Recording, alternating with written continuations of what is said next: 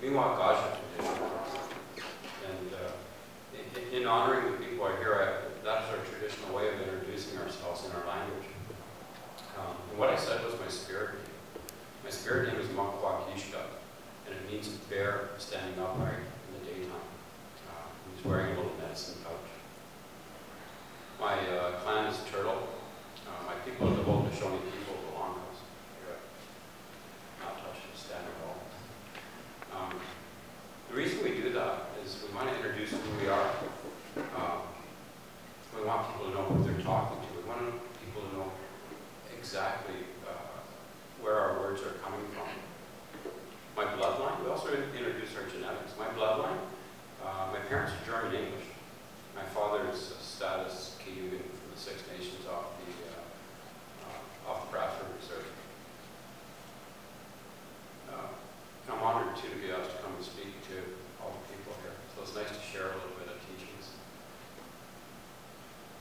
When I was asked to speak here, I took a few minutes, and our traditional way is to offer a little bit of tobacco. Tobacco was a medicine for us. It wasn't actually something because we're smoking outside the building all the time. And it's our way of praying as well. It's our way of asking our ancestors to give us a little bit of guidance on what to say and what to do. The things that came to me were our traditional teachings.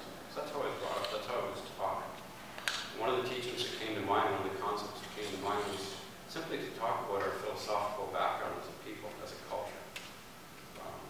Across North America, continent-wise, the teachings themselves, how they're told, will vary slightly, but they all carry the same underlying foundation. What that is respect.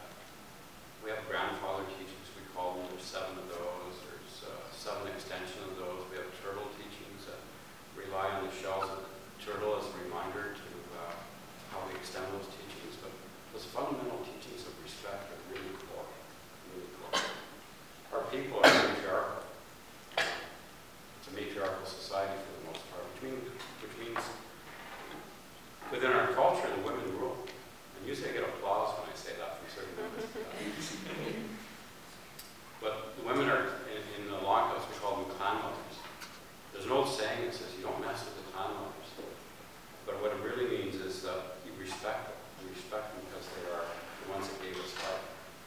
And as a man, we always look at the women within our groups, within our cultures, within our gatherings as the ones that brought us here, the ones that first brought us here, the ones that carried us in their womb for those 9 months, the ones that nurtured us and brought us up.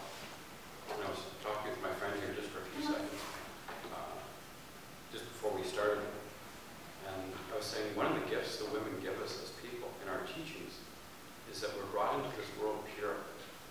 They say that water breaks, it brings us into this world. We come here pure. We don't have races, we don't have prejudice, we don't have hate, we don't have violence in our mind. None of those things. And in our old way, we say it was up to the ones that were our caregivers, the ones that nurtured us, the ones that brought us up, the ones that were our mentors and our peers in that time. We were supposed to nurture those gifts that was originally given to us. We're supposed to have respect for others. We're supposed to be loving. We're supposed to, that first one you cling to is usually your mom. Because she brings you up and nourishes you. So those gifts keep compounding themselves. They grow among themselves. So when we look at something like that, one of the other traditional concepts we have is respect how others walk. We have our double row wampum bells, which I won't go into right now, but what it says is people walk their own path. We can't reach over and make somebody walk a certain way. We can't force people to be a certain way. People have to walk through life as they will. And in depth, what it means is that, actually I'll talk about the teaching a little bit because I think it explains it better. People pray in their own way. And one of our first thoughts is, well, it's another gift from women. We're given this body that we have. We're given this vessel that we walk around in. And it's the only thing that we have to walk in. It's the only thing that we have to touch, to be touched, to have emotions, to love and be loved from. So this is our first origin of our prayers. We all have our ways of talking to the Creator. God, Creator, however you want to word it. In our language, it translates just a little bit different. And teaching itself talks about all the animals. And it says when the Creator put everything on this planet, He made everything, or she made everything. Ours is a broadband person, not gender specific. When everything was put here, it was given a voice. So the blue jay has a voice, the wolf has a voice, the bear has a voice. They all have their own voices. They all have their way of singing, they all have their way of praying. Within that teaching it says, it's hard for me to pray in a different voice. The blue jay can't sing the bear song, the wolf can't sing the rabbit song. So they say everybody has their way of walking and praying and talking and communicating with the Creator. What that says to us is respect how others walk, respect how others pray. We also have 4 colors of man. We have a little button. That little button has 4 colors on it. It may be slightly politically incorrect nowadays, but what those colors represent are red, white, yellow, and black. And what it did in our old prophecies, before we met the newcomers, as we call them, before new people came to this continent, it always said that there would be 4 colors of man: the red man, the white man, the yellow man, and the black man. And because it's separated like a pie into 4 pieces, and they all join in the center, and it's a circle, it says we all have to live beside each other, side by side, the neighbors. In the very center of that circle, they all touch together. Which seems loosely translated in the teachings, it says, in the very center where everything came from, where all of us came from, whether it's Mother Earth, whether it's a Creator, whether it's a deity of your choice, anything. It says we all come from the same spot. We're all human. We're all people. We all have feelings. We all have a heart. We all have blood. We all have our voice. We all have our way of walking. But it says we're all neighbors. What one does in their little world affects the people in the world next to us. And we know that from interacting with different countries, with different people. If a war starts in one country, definitely the neighbors know that. They feel that. It affects them. So we say we have to walk carefully, tread carefully, speak carefully. And our words, when we speak words to somebody else, when we talk to somebody else, those words are like arrows. I don't know if anybody does archery. I do. I always joke about that. I'm a native guy to do archery. That's part of our imagery, right? But when you release an arrow, there's no way of getting it back. And if you're true to your target, if you know where you're shooting, even if you're not quite true to your target, that arrow will probably hit what you're aiming at. There's no way of going and getting it back. So our words are like arrows. If they're soft words, if they're gentle words, if they're meant to go where they should go, if they're kind words, we're happy to let those fly where they will. We're happy to let them go to the person we want them to go. On the other hand, of course, if they're not kind words, you point them at somebody and you let go of that arrow. There's no way of getting them back. And that person, those people, that country, those ones will feel that. And it will hurt them. Our fundamental teachings say you shouldn't hurt people. My little boy, I was talking, my little boy came home the other day. He's turning 4 today, by the way. It's his birthday too. He's turning 4 today. But he come home a little while ago. We learned a new game in daycare. This is about 6 months ago. He goes, everybody gets a stick. He goes, and we have to run around together. Everybody hits each other, and then they bang into each other. They try to trip each other. He says, we got a ball that's broken. I talked to him a little while longer and realized they were teaching him to play hockey. This was his view on it, coming from a little one, right? This was his view, and he goes, I don't like this game. It's not very nice. All those people should climb up. If he sees something on TV or sees something on the news that we're somewhere, he'll look at it for a minute. When there's people fighting, he'll go, that's not nice. Because they should have a time out. If they have guns, he gets really upset. Really upset. Bang guns are not nice. I'm talking from a little kid here. When I said a few minutes ago, I said it's pretty bad when a 4-year-old comes home saying, you know what, these adults are behaving really badly. And I realized he's still carrying that gift. He's still got that purity. He's still got that kindness. He still doesn't have prejudice, racism, nothing like that. He doesn't like the idea of people hurting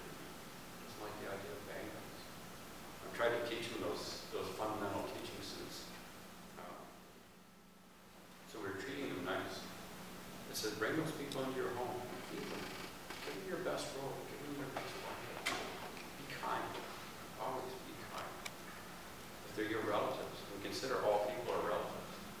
We have a thing at the end, we'll say, Kaneff, or in different languages, it's the same things as all my relations, which means everybody here in this room, everybody that walks in this world, everybody that has walked in this world as well, those ones that came before us. We'll look to our ancestors, and that is another teaching. We'll look back to our parents, our ancestors, the ones that have walked before us, the ones that are walking now, the ones that make mistakes especially. So we're very in our culture, because those are the ones that teach us. As soon as you make a mistake, you know you've done something wrong, we should learn from that. We should understand that. When you look at something else happening somewhere in the world that's not working out very nice, as people, we should be learning from that. So we look to our ancestors. We look to the ones that have already walked on the path. We know they've made a mistake. Maybe we shouldn't do that again. They found a good way to walk. We should walk that way. And I'll finish with a short story. It's about a raccoon. Of course, in the city, raccoons are a bit different. They go into garbage cans and that. But in the old times, we talked about the mother raccoon and her family. And she'd be walking down to the water. If you've ever gone up bush or Rockland Park or a reserve, they have these little tiny paths. They're only about that wide. And the raccoons walk down and they're worn into the ground because they've been using the same path for years. Raccoons don't live that long, so you pretty well know that it was that raccoon's mother, her mother before her, her great-great-grandmother. And she leads little raccoons down to the water, and they look around for food. And when she finds something to eat, she looks at it for a second, then she smells it. Make sure it's okay, because that's how her mother taught her to do it. And she'll look at it, looks good, because that's how her mother taught her to do it. She might taste it a little bit, because that's how her mother taught her to do it. She may feel it. That's what her mother showed her. Check that food very carefully. Then she'll put it in the water and wash it. Make sure it's pure. Go back to that first pure medicine that we got, that gift from the women. In our culture, the women are water carriers, we call it. Once that mother raccoon has done that, she's checked it all those different ways. She's used her heart to make sure her children are safe. And then she hands them that food. So it's not until she's sure she passes that food on, because that's how her mother showed her to do it. If she didn't learn the right way, within the woods, in the bushlands, you don't do something right, you're not going to live long, actually. So she makes sure that's good for her children. That's important. Right. So that story talks about looking back through your life. Actually, you can philosophize all you want, but it talks about looking back in your life. The ones that taught you in a good way. Whether that's your priests, your miniatures, your wise people, the knowledge keepers, the cultural people in your world, those ones that lead you in prayer, the ones that do things in a good way. These are the ones to look for. These are the ones to listen to. These are the ones we should walk with. I think as a world, I do a couple of things in Toronto now. There's a couple of meetings I've gone to. There's 11 different faiths. We all get together and discuss this. I understand there's another group now. I forget what it's called. It's got a long set of initials. And they're doing the same thing. The idea is multicultural teachings, multicultural interaction. And it's mostly about learning about each other. So we understand each other. We learn and understand about each other. We can walk together. If I know something about my brother here, we can sit down and have a chat, enjoy some things, share some stories, share some teachings. I can take something back that he said, well, wow, that really brings something to mind for me. So I thank him for that. I thank everybody in the room for coming and bringing the same thing. I do circles here on the university. They're open to anybody. There was a time when our cultural teachings were not open to anybody. They happened out in the woods, hidden away so nobody could find them. And that was because the original government in this country said, no, you can't pray that way. No, you can't walk that way. No, you can't have your own religion. Now it's a little more open. We can all pray together. We can all talk together. So when I do these circles on campus, they're open to anybody. We don't quite talk in our culture as a specific religion. So it means people with any belief can come in and sit, and we talk philosophy, we talk multiculture, we talk about ourselves, we talk about walking in a good way. Mostly we talk about respecting each other. That starts in here, with this little heart. Our ceremonies start with a smudge bowl, with some sage burning. We say, wash your hands in a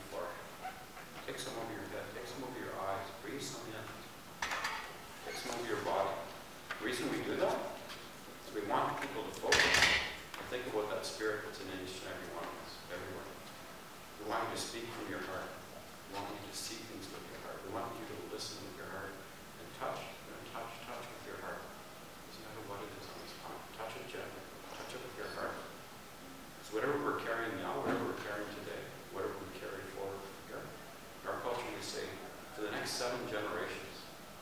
That's what we're looking for. So I don't want to make things just good for my son.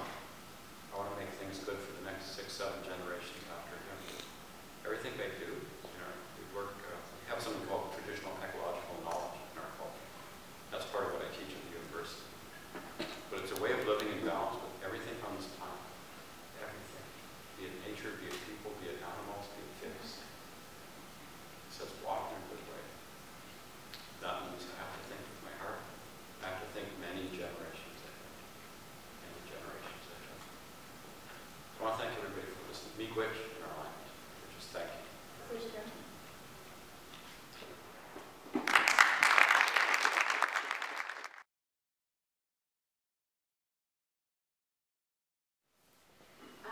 Thank you so much for that very kind introduction and for having me here today. It's a real delight and an honor to be here. Is this loud enough? Yes. Okay. And I'm close enough to the mic. Perfect. Okay. So I have had a really interesting year. And I'm going to tell you some stories from the front line of that year. But I want to just make a couple of, just sort of get some context for where I'm coming from here. As Abdurrahim mentioned, I was born in a society that did a spectacularly wretched job of creating a socially just, diverse society. I was born into apartheid South Africa from a mixed background. Some of my family was Jewish, and my grandmother, who was one of the original Dutch settlers, converted to Judaism to marry my grandfather, which created some interesting scenarios. They encountered a good deal of anti-Semitism. When I was 4, my family moved to Montreal, and I was the only Jewish kid in my Scots-Irish Anglo classroom. And we went back to South Africa, and I was really quite traumatized by what I saw in that society. And although apartheid is no longer officially there, the legacy of apartheid still very much is. The legacy of inequality, the deep distortions that occur when societies do not build themselves in ways that embrace all of their inhabitants. And so I've spent an awful long time thinking about and trying to figure out what are the elements that go into creating a socially just, diverse society, and what are the kinds of things that cause problems. And I've spent a long time talking to members of the Somali diaspora here and in London, first in 1995, and then a series of interviews with women in 2004, and then most recently a series of interviews with young Somalis in their early 20s on questions of identity and belonging. And I've done that not so much to, certainly not to put Somalis under the microscope, but actually to see through their eyes, to put Canada under a microscope in particular, and originally Canada versus Britain. What are the things that help to create a place where everybody can feel at home and where everybody feels respected?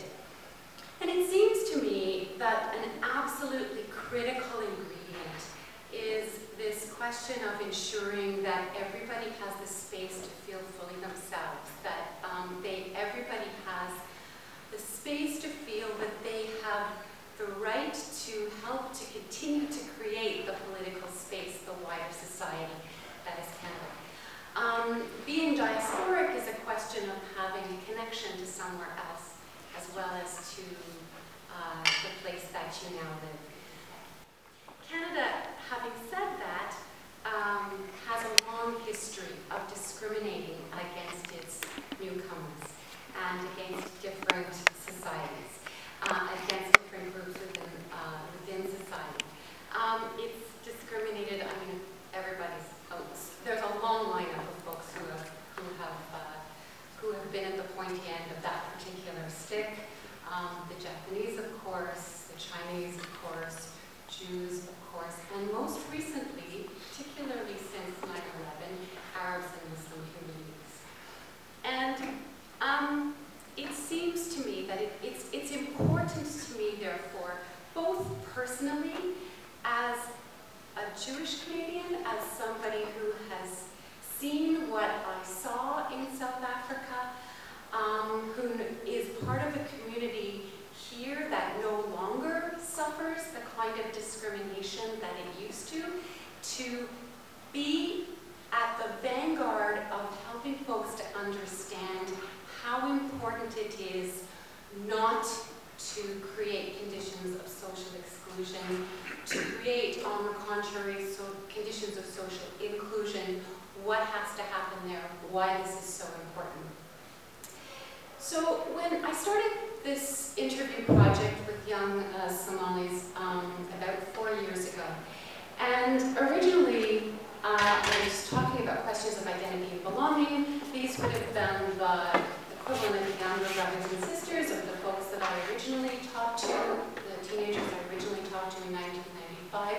And I was interested in seeing how their sense of being Somali and how their sense of being Canadian had shifted in this time. This particular generation, most of them were generation 1.5, so they were born in Somalia, arrived in Canada before they started school and were socialized here. And I was having really fascinating conversations with them. And then partway through this series of conversations, a number of young Somali, originally young men, went and back to Somalia and got trapped, let's say, in Al-Shabaab. And all of a sudden, my interviews, which were interesting to me, suddenly became interesting to a whole group of other people who were concerned about radicalization. And not just about these young men, but about what did this mean? Did this mean that the Somali community as a whole was becoming radicalized?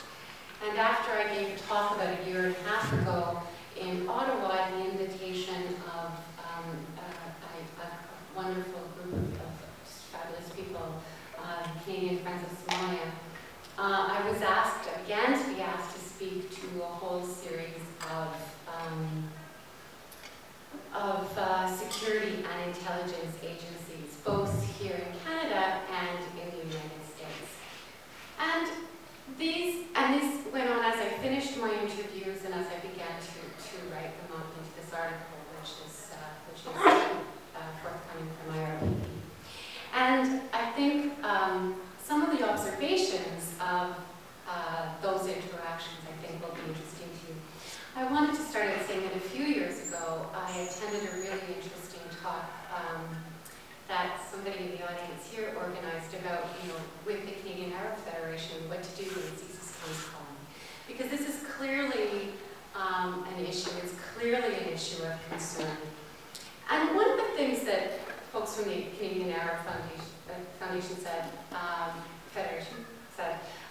at the time, it's obviously not in anybody's business. It's not in anybody's interest.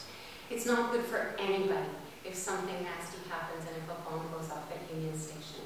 And one of the things that I have heard repeatedly from people who are in security and intelligence agencies in Canada is that the thing that keeps them up at night, the thing that wakes them up at 3 in the morning is not so much, I mean, obviously nobody wants anything terrible to happen, but it's what would happen afterward. It's the backlash. It's the way that Canadian society, which right now is very much in favor of multiculturalism, is very much in favor of being open. The vast majority of Canadians are in polling data. It continues to show that, quite in contrast, in fact, to many other countries. The concern is what happens if, God forbid, something terrible should happen, something should explode. What happens to that consensus? What happens to that welcome? And so it's not in anybody's interest that it happened, and at the same time, nobody wants to feel harassed. And there's a real problem when people feel that they are pointed at and assumed to be problematic because of their religion or because of their community, because of being racially profiled. So one of the things that, just very briefly, without spending a huge amount of time on the research that I did, these young folks that I spoke to to me, I mean, being Somali meant any number of, you know, it's a connection to a language, it's a connection to people who know where you fit in a community, it's poetry, it's food, it's all the wonderful things that make up back home and community that you all know about in different ways. When I said to them, what does it mean to you to be Canadian? The fascinating thing was that whether, you know, these young people were religious, whether they were not religious, whether they were sort of middle class, whether they were from Jane Finch area, whatever their background was, whether they finished high school, whether they'd run into trouble with the police and drugs and all that kind of stuff and were really struggling to figure out what to do next, whether they were in graduate school, pretty much regardless of their background, whether they were in one-parent households or two-parent households, they pretty much all said in one way or another, different words, but in all way or another, being Canadian means being accepting of somebody who is different from you, even if you don't agree with them. It was a profound statement. It's a profound statement. And it shook me because I started to know that it was going to come. And I never pushed for it, but when it came, it almost made the hair on the back of my neck stand up. And what they said to me is that whatever we're doing wrong, we're actually doing something right because we are. They didn't say being Canadian means being a white person who drinks Tim Hortons coffee and plays hockey.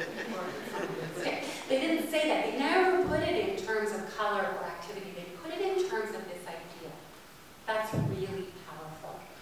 And so there are a number of things that. So the message that I had to take to all of these security and intelligence agencies who are saying, oh, this is a community that's not integrating, we have real concerns, maybe it's radicalizing, was, no, that's not true. This is a community that is absolutely integrating. Absolutely there are challenges. And we need to figure out where those challenges are and to support them because they're fantastic in terms of actually meeting those challenges in helping them to meet them yet further. But don't misunderstand what's going on.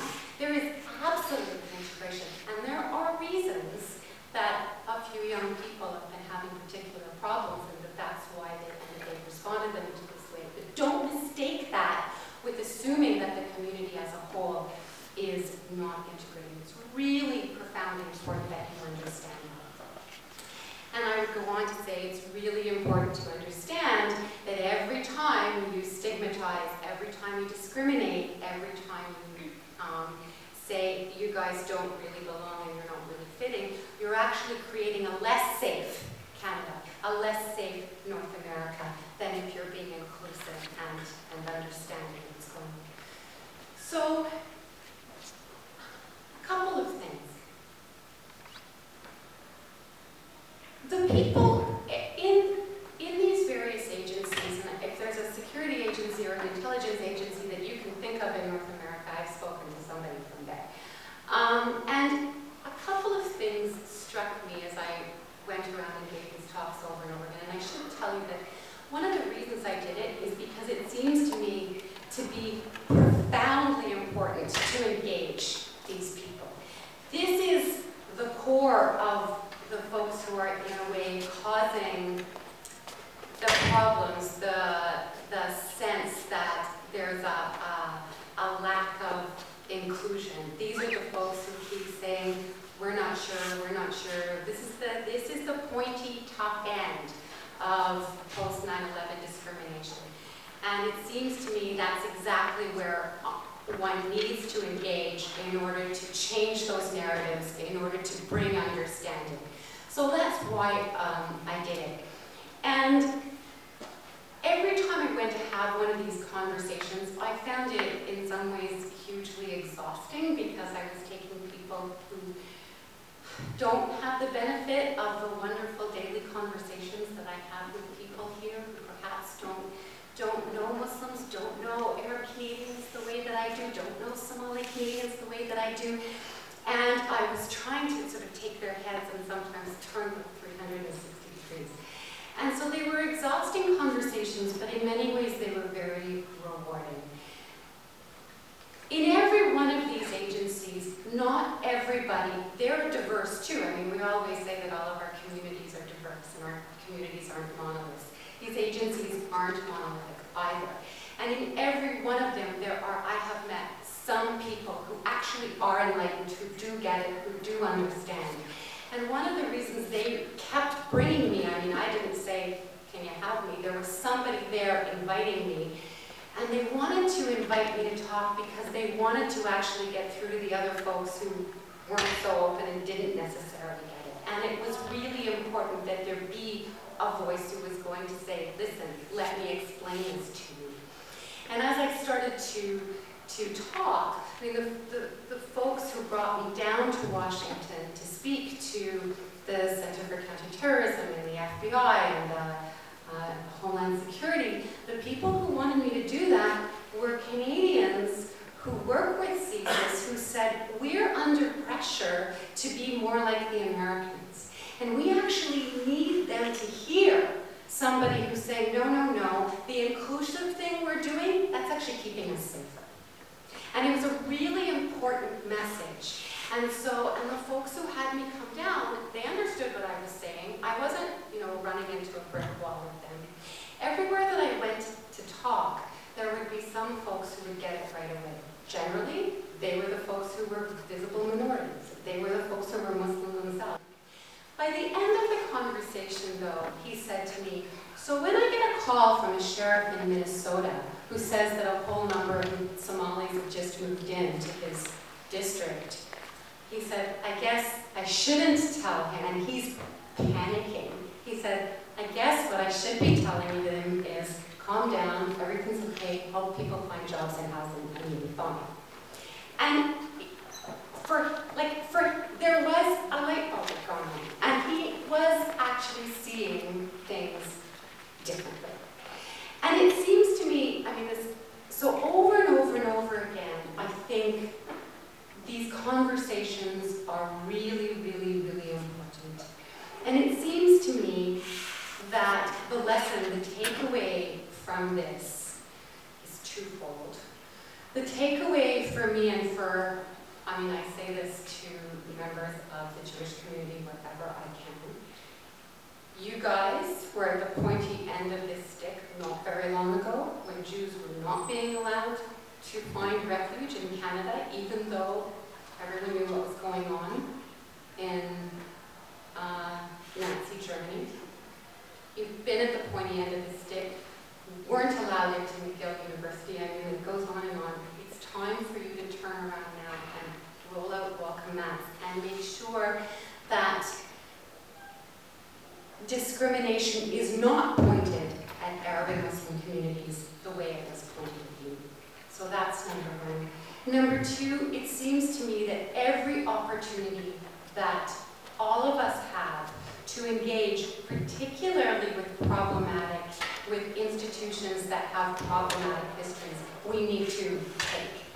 Now there's a question here, because if you come from, sorry, 1 minute, I'm going to talk really fast. Is there something else I wanted to say? But it seems to me that it's just really important to engage. It's really important to get in there. And I not only want to engage in terms of talking to people one-on-one, but I want these institutions invested in my projects.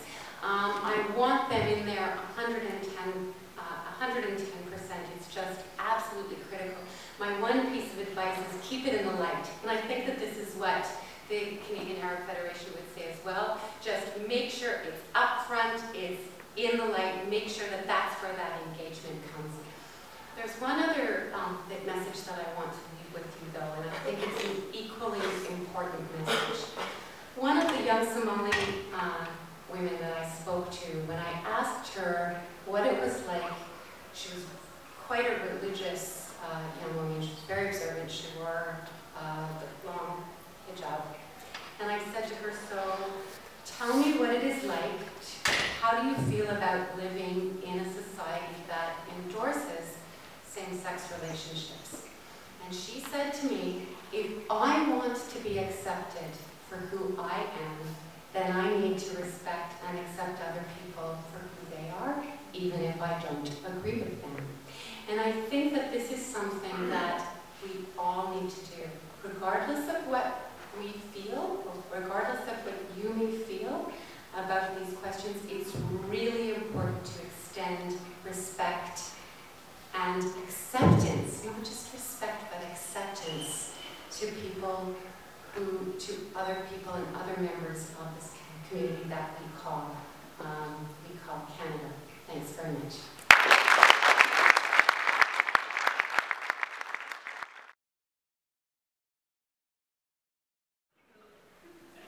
بسم الله الرحمن الرحيم الحمد لله رب العالمين وأفضل الصلاة وأتم التسليم على سيدنا محمد وعلى آله وصحبه أجمعين. In the name of God, the most gracious, the most merciful, all praise belongs to God, and may peace and blessings be upon the Prophet Muhammad and upon all prophets and messengers. I would like to say that it is a great honor for me to be with you all today and to be with such illustrious panelists as well. And I really benefited greatly from both of what you said earlier and appreciate it very much. So thank you for sharing that. What I'm going to talk about is sort of from an Islamic faith perspective on this concept of mindfulness of oneself and mindfulness of others. In the Quran it says, لَقَدْ كَرَمْنَا بَنِي آدَمَ, right?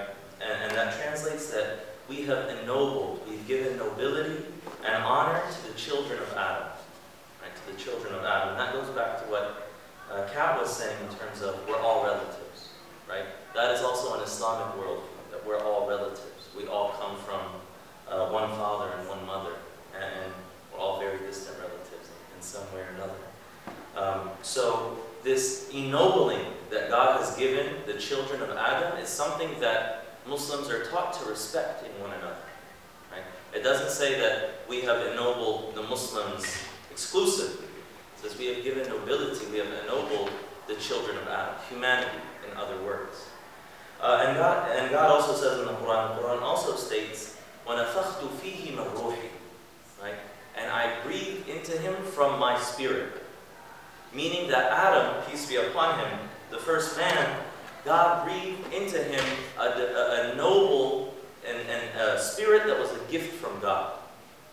And every single one of us has that spirit. Every single one of us has this divine gift from God in which He gave us life and granted us this beautiful spirit that's made from light. It's made from light. It's completely pure. It's celestial. It's not even worldly. Right? So every single one of us has that. C.S. Lewis, famous author, he has a really beautiful quote that I like. He said, "We are not human beings having a spiritual experience. We are spiritual beings having a human experience." And I want to talk about this concept of the spirit. Okay? This is a really central thing. And that's, when we're talking about mindfulness of oneself and mindfulness of others, we have to be mindful of the spirit that's also within others. We have to be mindful of that spirit that's within others. Because our souls don't have a race, they don't have an ethnicity, they're not black, they're not white, they're not male, they're not female, they're just souls. Our bodies are different, but our souls are all the same. And I really like that concept of the spirit name, right? Thank you for sharing that with us, right? And it made me think, what is my spirit name? What name will I have when I'm standing before God, based on the illumination of my spirit? And may we all have, beautiful spirit names.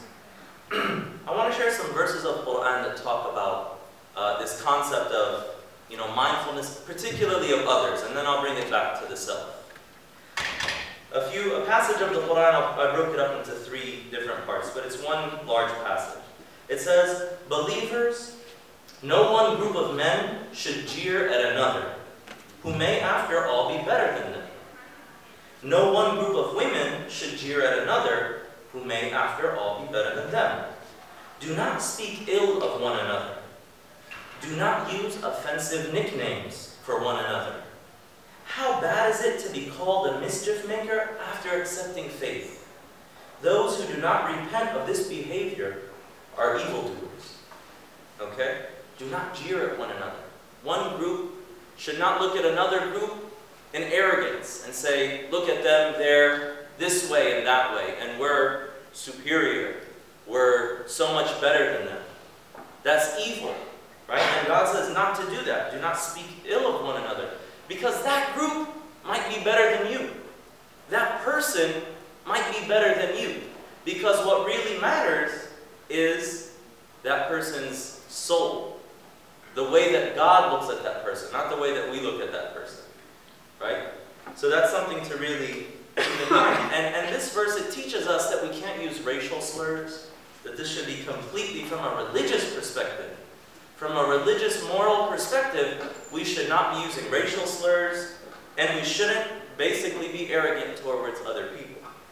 And the Prophet, peace be upon him, the Prophet Muhammad, in his time, 1400 years ago, an extremely tribal society, an extremely tribal nation, he fought against that tribalism. And he tried to teach this brotherhood and sisterhood based on greater ideas, based on this, this humanity, this light that God put within people. And there were two companions who got into an argument, two of the friends of the Prophet, peace be upon him, who got into an argument. And one of them was an Arab, and one of them was an Abyssinian.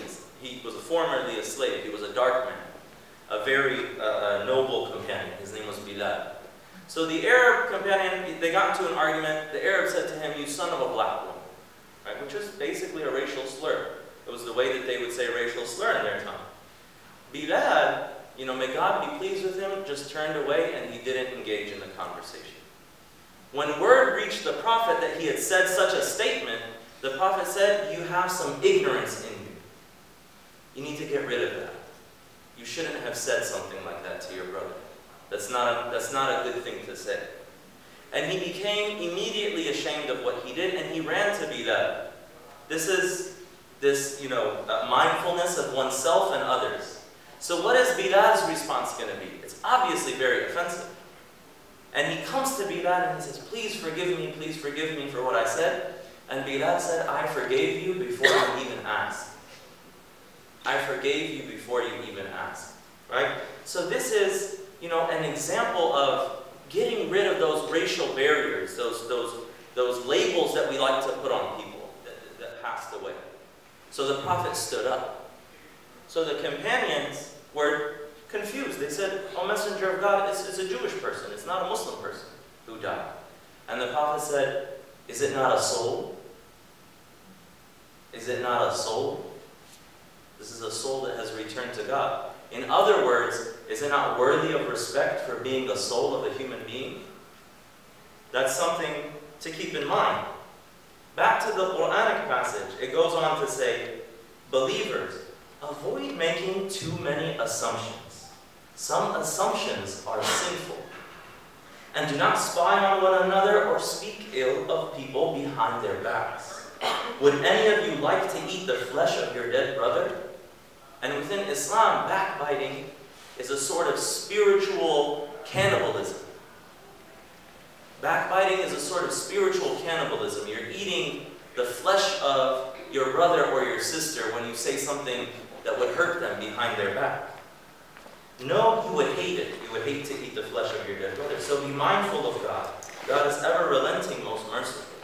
And this goes back to this concept of words being like arrows. Once they're gone, you can't get it back. You can't get it back, right? So being very careful of the statements that we say about people, about one another. Because some wounds never heal. Some wounds never heal. Some people on their deathbed will remember something that someone said to them. It'll still hurt. So we have to be very careful of the words that we say. And it's okay to disagree. Right? It's okay to disagree. But the point is not to allow that disagreement to get to a point where you backbite the other person. Oh, they're out of the room. That person's so-and-so, they said this, and I can't stand it. If you disagree, have a discussion about it. As we're doing right now. We are coming from different traditions, different backgrounds, different perspectives. But we're learning from one another. We're discussing with one another. And I can respect everything that was said before me and get the benefit out of that. But I don't allow it to fester into something evil by saying something bad behind another person's back. And then the Quran says people. So the first two passages were directed specifically towards believers. Okay, but this is really, really important. So this is all people. Okay? People, we created you all from a single man and a single woman, and made you into races and tribes so that you should recognize one another. We made you into races and tribes so that you should recognize one another. In God's eyes, the most honored of you are the ones that are most mindful of Him. God is all-knowing, all-aware. Right? So we are communities that these differences should be celebrated. They shouldn't necessarily become barriers. They should, I want to learn the beauty that God put in your race and tribe. I want to learn the magnificence and majesty that God put into a different race and tribe. And you can see the beauty of God's creation through that. But the problem is when the ego, when the nefs comes into the picture, I want to be better than everybody else. I don't want to be friends. I don't want to recognize the good in that person. I just want to recognize the good in me and mine. Me. And that's a problem. That's where human beings start to mess up. Right? As was said, we believe the same thing. Human beings are born upon the fitrah, this pure nature. But then, over time, it can get corrupted. Right? And the most honored, the verse says, the most honored in the sight of God are those who have the most piety, or the most mindfulness of God. And that's something that we can't see with our eyes. That's something in the heart. So I can't see the piety in your heart. I can't see the piety in your heart. So I should just assume the best. I should just assume the best. Only God can see that. And God is the one who judges, not me, not anyone else. Right? And then the Prophet taught us to treat people with beautiful character. Right? There was a person who would come every day and put garbage on the doorstep of the Prophet, Muhammad, peace be upon him. One day he woke up and there was no garbage on his doorstep. Right? Instead of kind of saying, whew, thank God, that problem's over, he said, what happened to that person? Are they okay? And he found out that the person was sick. And he went and visited them. I mean, personally, I'm not obviously at that level, but I would kind of be like, oh, you're sick? That's what you get. Right? But he went and he went and visited and actually cared for that person. Right? And that shows us the importance of living, in mutual respect, even with someone who shows, ugly character towards you, that you're not supposed to respond in like. So what about people who haven't done anything to you in the first place, right? We should be much more welcoming and open towards them. And there's a concept, a virtuous character within Islam that to me is completely just beautiful. I can't think of another word. And this concept in Arabic is called husn al-dhan. Husn al-dhan. And what husn al-dhan is, it means to have a beautiful opinion of another person. To have a beautiful opinion of them. Okay? And what it essentially means is I see the potential for good in every single human being. I see their potential for good. When I see the criminal, I see the potential of the saint. When I see the criminal, I say if God grants that person the success, they can become the biggest saint. And it's happened in history, right? I see the potential in every single human being for good. And then I also see the potential within myself to do bad things. I don't just let myself off of the hook. But I hope for the good in everyone, and I am cautious of the bad that can come from within myself, right? So these are really important, characteristics. And when you see it in action, it's beautiful. There was a friend of mine who, anytime I told him any one of my flaws, I would say, his name was Adnan. I would say, Adnan, I'm not doing this right. I'm not doing that right. I need to improve on this. I need to improve on that. And he would look at me and he would go, MashaAllah. MashaAllah means, basically it's a way of saying, that's so great. Right? That's so great. And I'm like, what are you talking about? That's so great. And he would say, oh, this concern that you have, that's like the concern that righteous people have. I'm like, no, that's righteous people. I'm talking about me. He's like, oh, and any time I would tell him something negative, he had the ability to turn it into this beautiful thing. And I was so amazed that he was able to do that. all the time. And when we have a critical mass of people doing that, then we create a society, we create a community that is beautiful. We create that community that when someone comes in with pain and with suffering and maybe with an intention initially to do harm, when they come into that community, they're overwhelmed with the positivity and they soak it up. Right? You fight negativity with positivity. But when you fight negativity with more negativity, it just breeds more negativity. Right? So these are things that are extremely important. So going back to that concept of the soul, right? Seeing God's beauty of putting the soul within every single human being. A Muslim would view every single person in creation as a creation of God. Someone that God blessed with that, right? So we have to appreciate that within other human beings. And how does that apply to the self? How does that apply to the self?